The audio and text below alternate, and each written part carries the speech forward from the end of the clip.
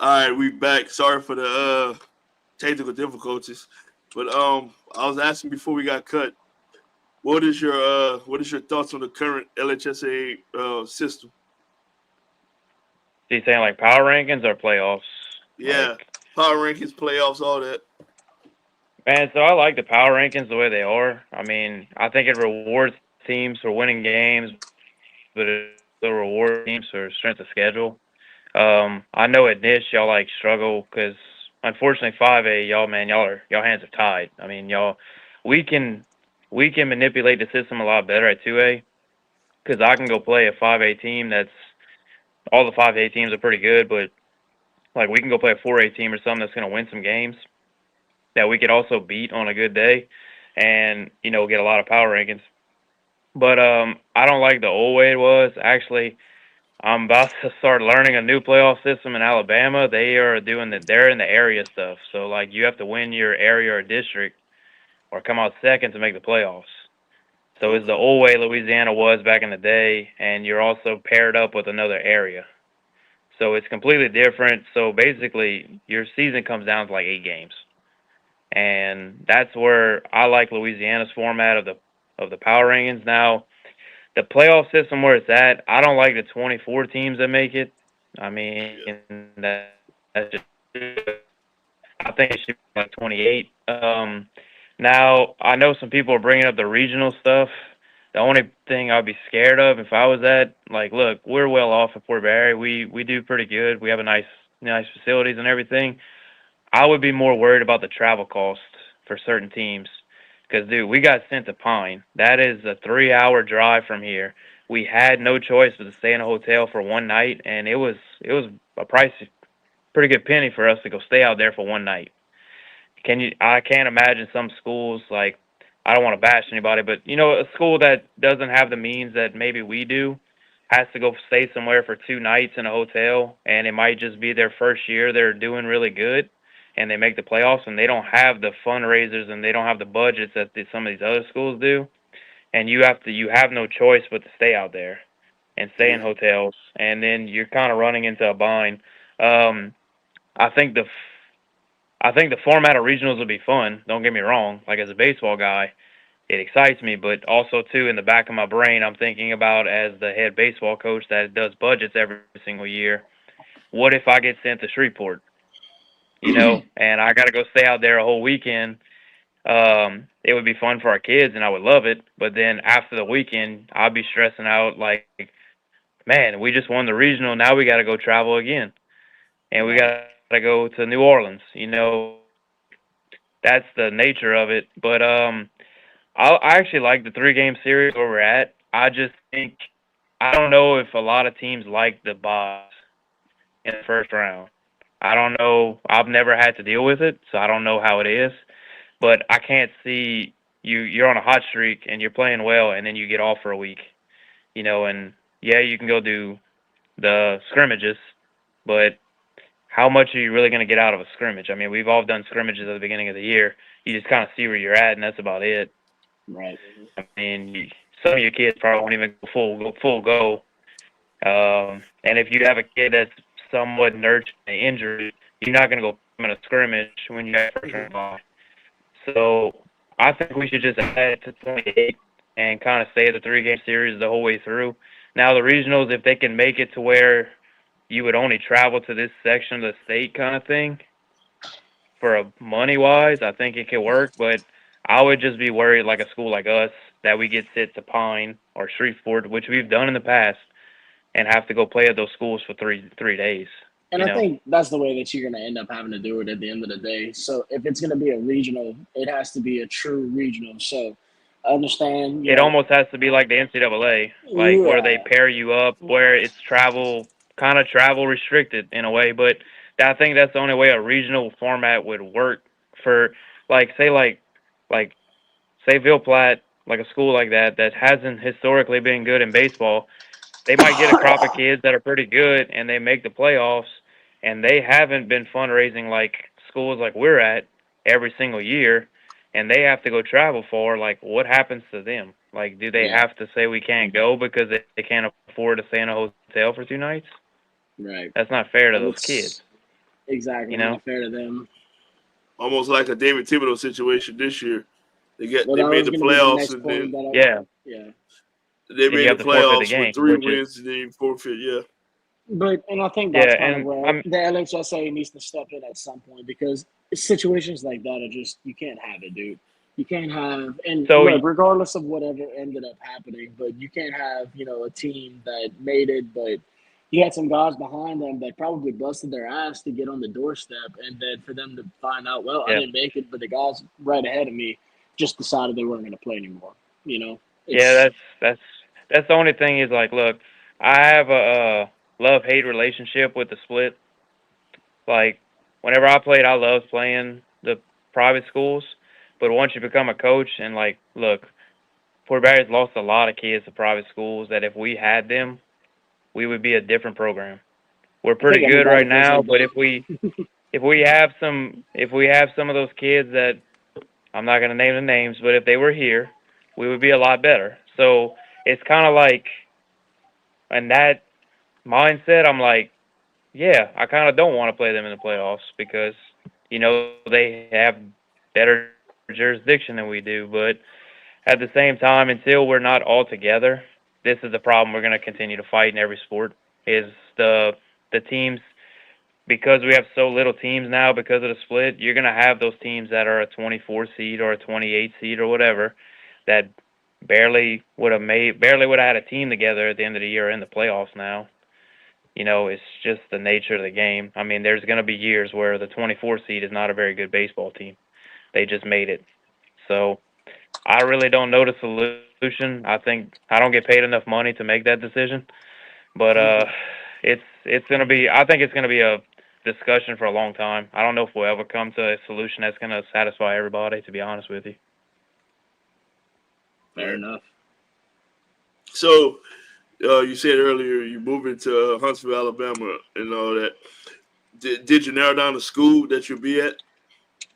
No, man, I'm just so I'm waiting for things kind of to open up. I am, and they just finished. They're just starting playoffs. They started last week.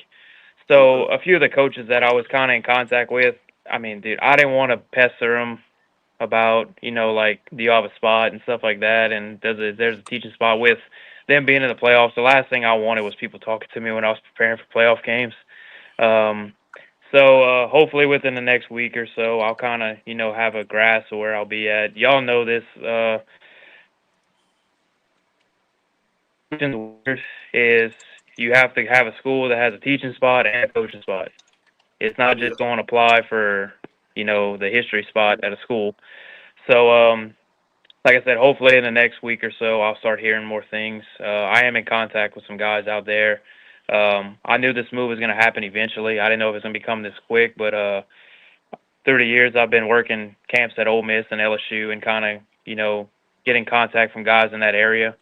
Just like, hey, I'm planning on moving there in the future. Can I get your contact? So I've been in contact with all them, hoping and praying that something comes up in the next week or so, and I can have this stress relief of, being in limbo about it. But I'm excited. Good opportunity. It's a lot of big schools up there. They get up to 7A in that area, so I get to go see the baseball that Blaine coaches, maybe like that style.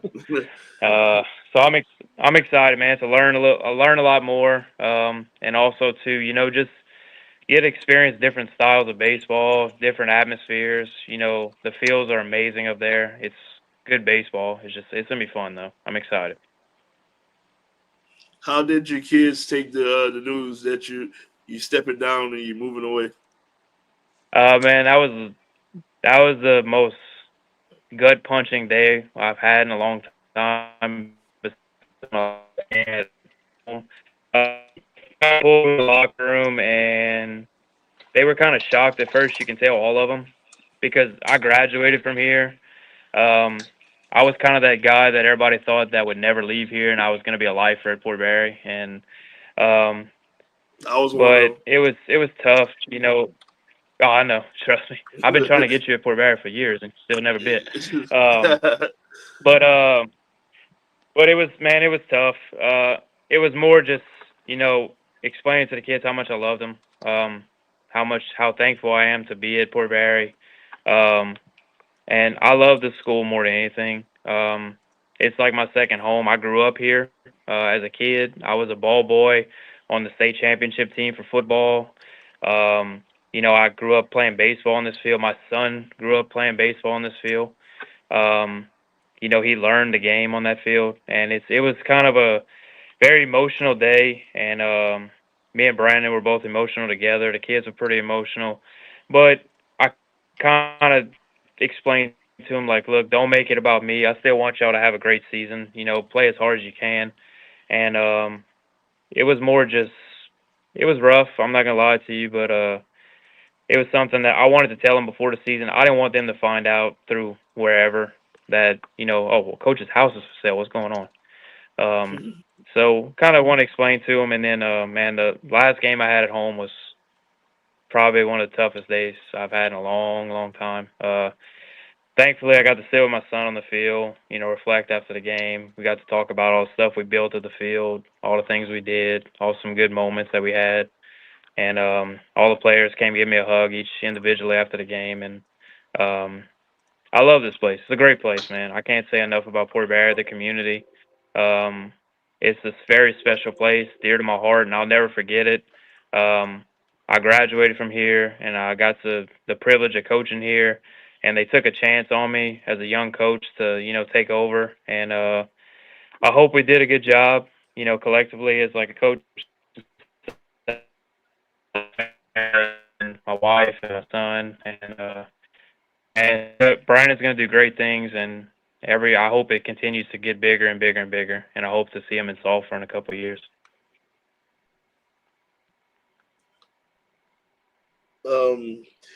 Got any advice to any new coaches, young coaches? Yeah, man. Stay humble as much as you possibly can. Like make sure you don't get ahead of the game. Always keep your team in check. That's a big thing too, because you don't want to get that reputation of being the team that like chirps too much. You keep it to an extent. Always continuously learn, because I had a good mindset after like my year 3 or so.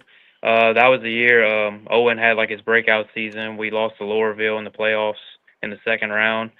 Kind of told myself, like, if we don't win the last game, we need to change something.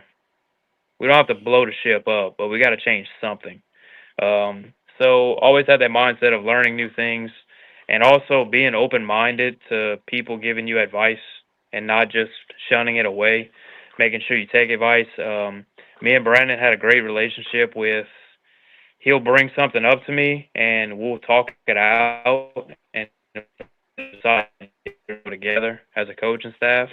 But it was never like your decision, your thing you brought up stupid. Like, we're not doing that. It's always like, all right, man, let's weigh out the pros and cons, and always understand that you're going to be wrong more times than not. And I feel like if you're honest with your players and just tell them how it is, it's going to go a long way. Like, if you think they're just not the best guy, just straight up tell them, dude, you're not the best guy right now. Here's what you can do to get better. And also, like I said, just take advice as much as you can, because there's a lot of people. I'll say this: Louisiana is a great baseball community. I don't know if it gets any better than this. We have guys in our community that will help you any chance they can. And just take advice from those guys. You don't have to take all of it. I mean, but take what works for you, and also develop your own way of coaching with some remedies from people. So don't think you're Nick Saban and only use Nick Saban stuff. Take stuff from everybody and then make it your own eventually. Because at the beginning too, I was one of those guys that if I heard a saying from like TCU or something, I was like, oh, we're putting that all over the friggin' locker room. We're gonna have it everywhere. Welcome to the ground. And our biggest saying, yeah. So like grit and all those cheesy like ones we had, dude. Our biggest ones have been, our two biggest sayings we have here came from random stuff. Like, I was telling a story about Warren Morris one day about how one of their guys yelled, "Pick me up." The next game, Blaine knows these players. Jagger Bellar gets out. He's walking back to the dugout. He yells at Gabe, "Hey man, pick me up!" He hits a 2-run home run, and we end up winning the game.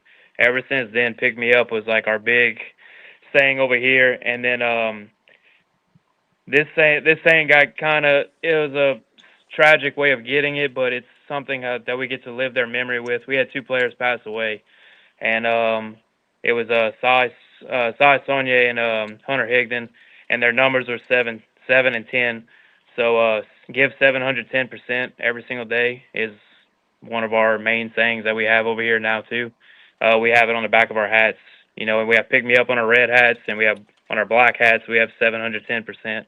And like I said, so that was sayings that came organically from practice and games and situations and things that affected us as a program. And I think those go a longer way with your kids than if you just have grit because you saw it at a coaching clinic. And grit stands for this. I mean, I think it's better to have those organic things happen for you. And like I said, dude, just keep learning and keep learning and keep learning. Never stop learning and never stop evolving as a coach, because you don't know everything and you never will. That's the biggest advice I can give to any young coach. Yeah, I'm older than you, but when I first got into high school coaching, you was one of the first ones that I met, and we've been close ever since. So I just want to say thank you for being a friend, giving advice when I needed it, stuff like that. So I want to say thank you.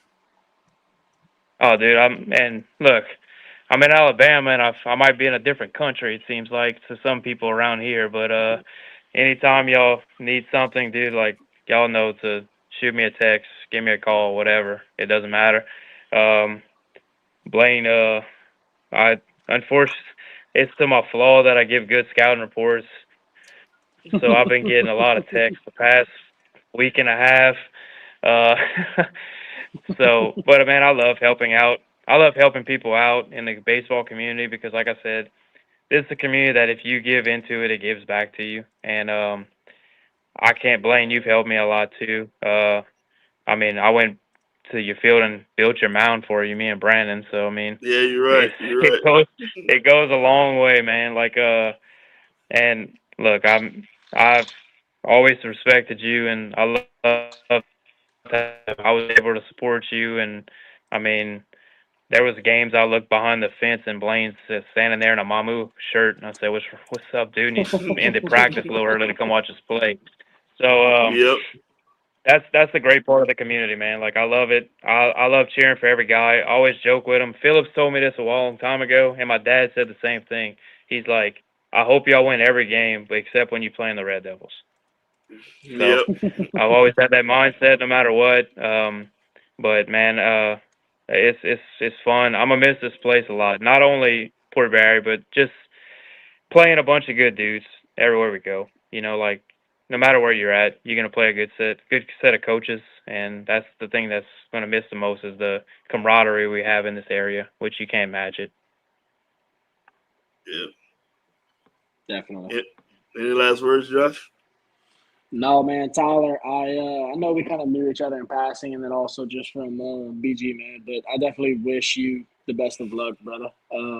Never, always heard nothing but good things about you, brother. I know Port Barry's definitely gonna miss you, man. They're losing out on a hell of a coach, but getting another really good one with Brandon. So best of luck, man. I appreciate it, man. Thank you.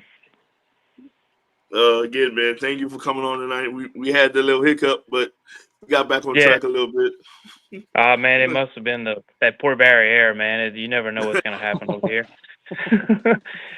Yeah, man. But yeah, dude, if anytime you want to get back on, I mean, maybe next baseball season I'll have different colors on, and I can explain to y'all the crazy things that Alabama might bring that we might be able to bring to Louisiana later.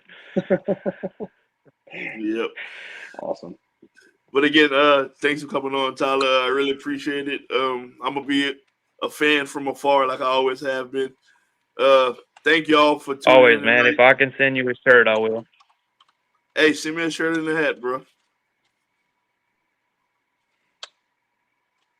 I got you, dude. Always, man. Always.